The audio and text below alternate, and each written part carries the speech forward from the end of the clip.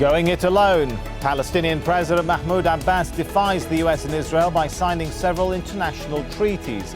A defiant step, but where does it leave the faltering negotiations on finding peace? This is Inside Story.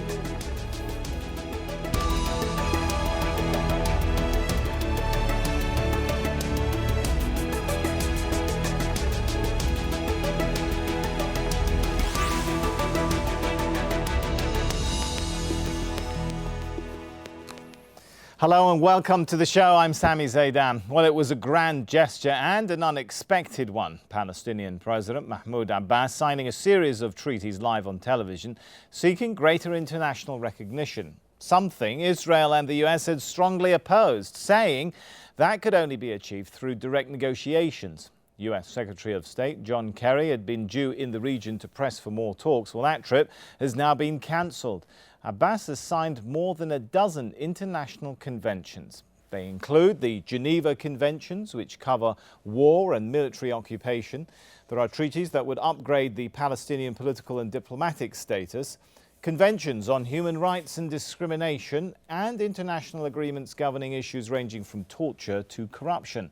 Well, Abbas did not sign on to the International Criminal Court, something that the Israeli government strongly opposes the most. Well, let's bring in our panel for this edition of Inside Story. From Ramallah, Hossam Zomlot. He's the Senior Foreign Policy Advisor for Fatah. From Jerusalem, Gerald Steinberg, Professor of Political Studies at Bar-Ilan University. And from London, Ben White, author of Palestinians in Israel, Segregation, Discrimination and Democracy. Welcome to you all. Let me start with Hossam. Help us to understand, is this a change of strategy by the Palestinian Authority here, or are the applications simply a move to gain more leverage? It's neither, Sami. First of all, let's make two observations right from the outset. The first is that negotiations and our bid in the United Nations and our joining international organizations are not contradictory whatsoever. In fact, they are reinforcing for a possible outcome of the bilateral track. Meaning, yeah, but hang on, Hossam, really, you have held off. Mahmoud Abbas has held off on this step for a while, and he's decided to embark on it now. There is a reason for that, surely. What is it? Let me continue my thought and I'll get exactly to your point. So in principle, we have never saw a contradiction between negotiation and the UN. These are parallel tracks and we should go ahead with them regardless of the outcome of the first, which is negotiation. Second, this is not about reaction to an Israeli decision here or there. This is about our right, and we see going to the UN as an enshrined right for us Palestinians. What happened was that before we accepted the Kerry proposal for another round of talks for 9 months, there has been an agreement that the Israeli government will release 104 Palestinian prisoners that have been imprisoned before 1993. Those are to us Palestinians our heroes. Those have paid heavy price, and we have accepted to postpone exercising our right that is not in contradiction with negotiations. So we see these very dear members of our society freed, going back to their households and their families and their society.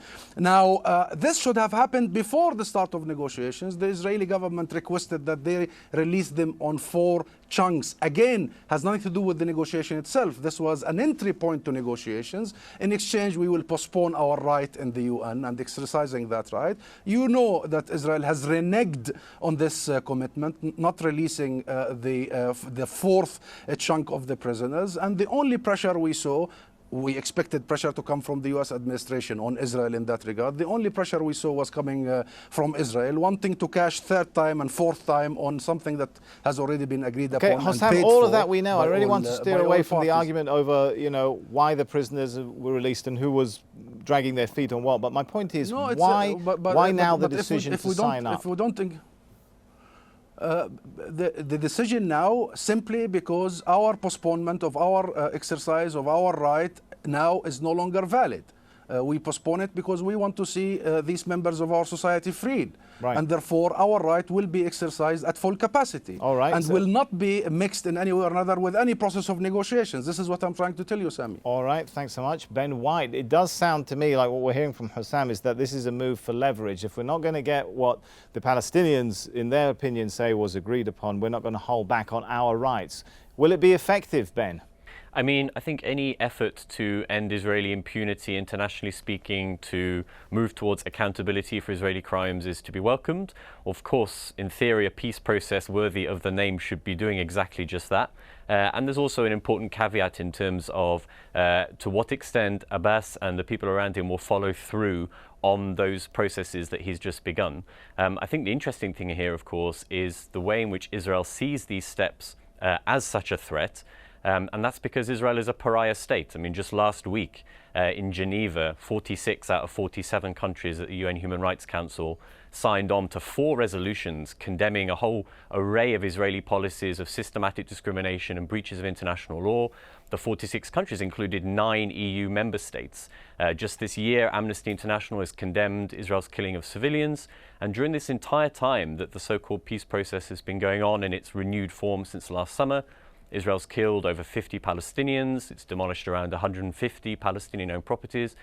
In other words, Israel's committing war crimes. And just back in February, a senior legal advisor at Israel's Ministry of Foreign Affairs described the threat of the Palestinians going to the ICC, the International Criminal Court, as something very significant. Yeah, but what I really want to focus on, gentlemen, in this episode now is how effective and how much of a change and how much of a change in policy does this really signify? Let me bring Gerald Stein into the discussion now. Is Israel likely to look at the Palestinian... Steinberg, sorry for that. Is Israel likely to look at the Palestinian step as perhaps a cue to hurry up with the release of Palestinian prisoners, or to increase more unilateral and illegal actions and settlements and demolitions? How do you see Israel's next step?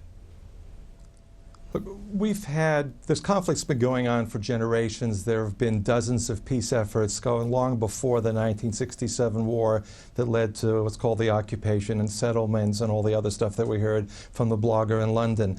This is a very deep and complicated conflict. People who talk about it often don't know very much. He's not an academic, not a diplomat involved in negotiations. I think we should look at the substance here. This is a complex negotiation between two sides that have a lot to gain and a lot to lose. There's still a month to go, almost a month to go, in these 9 months that were allocated for resumed negotiations. This is clearly a brinksmanship move by Mr. Abbas. It has internal aspects to it. Perhaps Mr. Zomlot would like to talk about that in terms of the Palestinian society. He's got opponents. He's almost 80 years old. There is a conflict going on for leadership, both within Fatah and, of course, the war that goes on between Hamas and Fatah, between Gaza and the West Bank. That's all part of the background. So Mr. Abbas has to look tough. And the way he's looked tough is to sign 15 largely meaningless pieces of paper, one of which is about the Treaty on Corruption. And it'll be interesting to see how the Palestinian Authority handles that, given their own internal situation. The threat of going to the International Criminal Court does bother some Israelis, and I think for good reason, because it's really an abuse of international law. It's an affront to the whole process of holding real war criminals to accountability. But if that actually happens and the Palestinians take those steps, and I think Mr. Abbas knows it, then thousands of Palestinians will be accused of war crimes. Every rocket that comes in from Gaza against Israel, every terror attack, and we had 64 attempts from the West Bank that were reported in the last month alone, everybody involved in that is also going to be accused of a war crime. So this is just a tactical move. It's pretty transparent, and we'll probably see in the next 3 weeks, at the very end, everybody will announce we're going to give it one more try, and we're going to continue the negotiations. It would be foolish for the Palestinians in their position, the Palestinian leadership, in particular for Fatah and Abbas's leadership, to destroy what amounts to a significant amount of stability, economic cooperation, and growth. Look what's happening in Syria. You know, people criticize Israel because that's part of their psychological makeup. All right, if we makeup. can come back to the Palestinian-Israeli question, my question really, Gerald, is how do you see the Israeli, how do you see Israel's next step? Palestinians do not want all-out conflict. Yeah, my question really, Gerald, is how do you see Israel's next step? Are they going to release prisoners, or are they going to go on with more unilateral actions? How do you see policy? Well, there's certainly the terrorists that are in Israeli jails, tried and convicted, killing, and you've seen the bus bombings and the just terrible killings that went on, the hatred that was part of that. They're not going to be released until there is a peace agreement and some sort of what's called confidence-building measures. So the question is, what is Mr. Abbas able to give to the Israelis? What is the Palestinian leadership able to give to the Israelis? And the disappointment in Israel has been, for 8 months, there has been no Palestinian confidence-building whatsoever. But hasn't that already been agreed to, Gerald, well. in 1999, the release of those prisoners? Well, we don't really know what happened. There were 3 or 4, what kind of prisoners, what the terms were. We really don't. That was never made public. Was it an Israeli commitment to the Americans? Did Mr. Kerry, in fact, exceed his mandate and say things to the Palestinian side that he wasn't authorized to by Israelis? Let's be very modest here. There's a lot that's going on underneath the table that we don't really know about. Right. So this is a very complex negotiation. The Palestinians have to put something on the table. Israel's patient. They'll wait. All right, since we're talking about unilateral action, let's look at some of the unilateral actions then. Well, Israel, of course, continues to expand settlements on occupied Palestinian land. That's considered illegal under international law. The Israelis have also taken measures to separate East Jerusalem from the rest of the occupied West Bank in order to absorb the area. And Israel's construction of a separation wall is seen as a move to unilaterally demarcate the border. Well, for their part, Palestinians have been pursuing a path to statehood on their own too. A request to join the UN as a full member state failed in 2011, but a downgraded request for admission as what's called a non-member observer state succeeded a year later. And now, the latest decision by President Abbas to seek membership in 15 international agencies, and perhaps, we're told, dozens more to come. Sam, I guess there's a question here. Can the Palestinians, you said earlier that there's no real contradiction between, as you put it, pushing for your rights and also engaging in peace talks. Can Palestinians juggle the two in the same way, Israel, on the other hand, for example, talks about peace while building settlements and demolishing Palestinian homes. But, of course, Israel does have the support of a significant pro-Israel lobby within the US. You don't have that sort of support in the background. That's true. We do have the support of the rest of the world.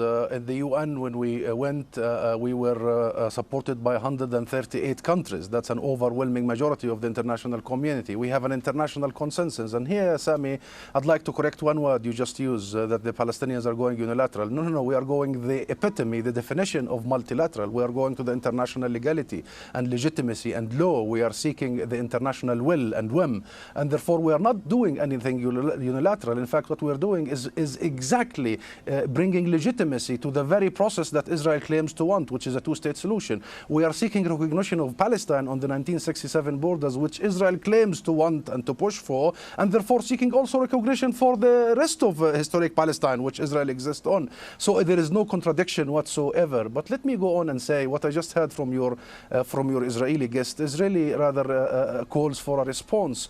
This is not about extension, it's about intention. I mean by extension, extending negotiations. It's about intention. If you're, and I'm happy that he does not really represent, in my opinion, the mainstream Israeli point of view. He's to the far right wing of the Israeli opinion. If he thinks the problem here is some internal affairs between Fatah and some national affairs between Fatah and Hamas, this is the real issues. And if he thinks corruption is something that we should worry about, of course we have to fight. But these are the issues. Then I don't know where he's sitting, perhaps in one of these big towers in Tel Aviv on the beach. But the reality here is there is an utter mayhem and chaos vis-a-vis the occupation. We have a daily incursion and re-invasion of our territories, daily unprovoked killings of civilians in strike provocation and strike contradiction of international law. We have siege, we have de-Arabization, Judaization of our land. This is a status quo that is deteriorating by the day, as you know very well. This is not just about some internal affairs. And when the Palestinian president comes out and addresses his nation and his people, he addresses the consensus and the vast majority of his people and how they want to press ahead with their struggle and resistance. And the one choice they have made, the leadership, is using every legitimate... We're familiar with that. Can I remind everyone, please, let's keep our critiques focused to the subject rather than each other. Let me bring in Ben for a second. Ben, despite the fact that all parties say they're still committed to peace, is there a pattern emerging, shall we say here, of parties seeking measures outside of talks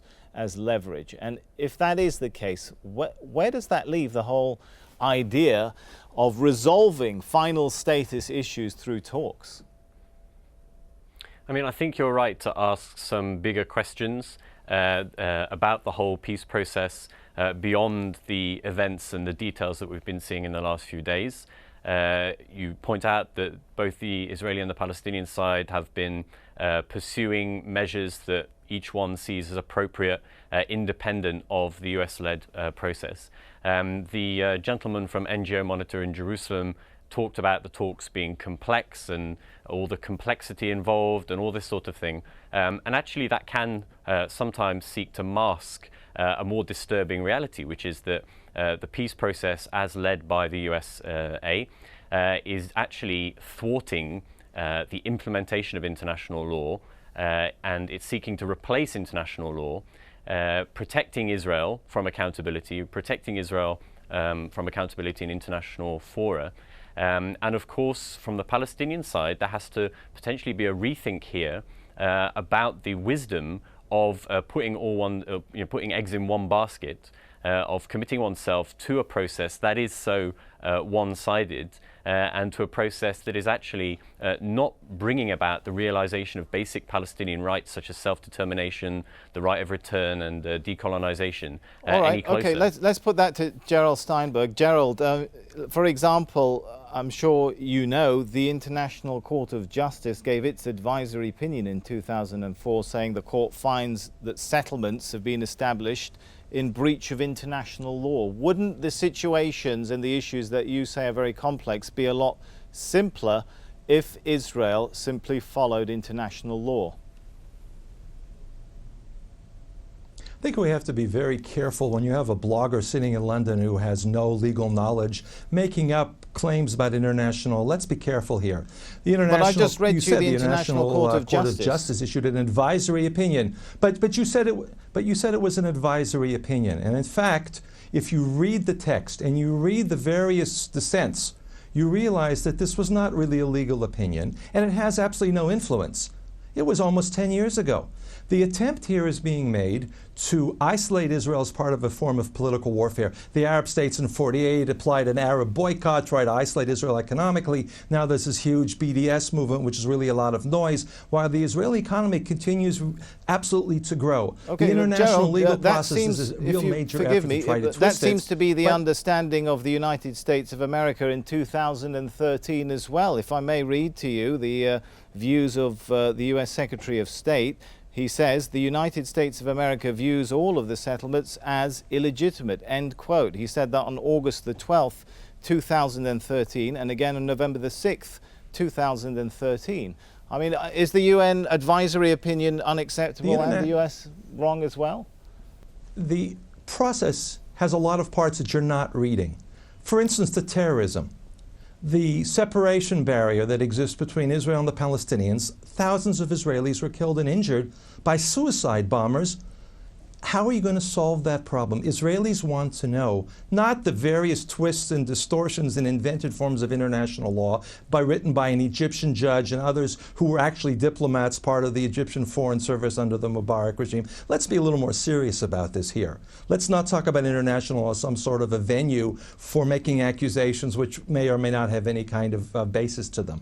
There are many countries that have separation barriers, United States and Mexico, Saudi Arabia and Yemen. So everybody knows that Israel is being singled out by people who have very strong psychological reasons, like one of your guests in the program, who don't like the idea of Jewish self-determination. Palestinians are more realistic. And I think we have to get back to the realism. We can argue about international law and all sorts of claims like that forever. On the ground, Israelis and Palestinians actually are living together pretty well. Israelis want to get out of the status quo.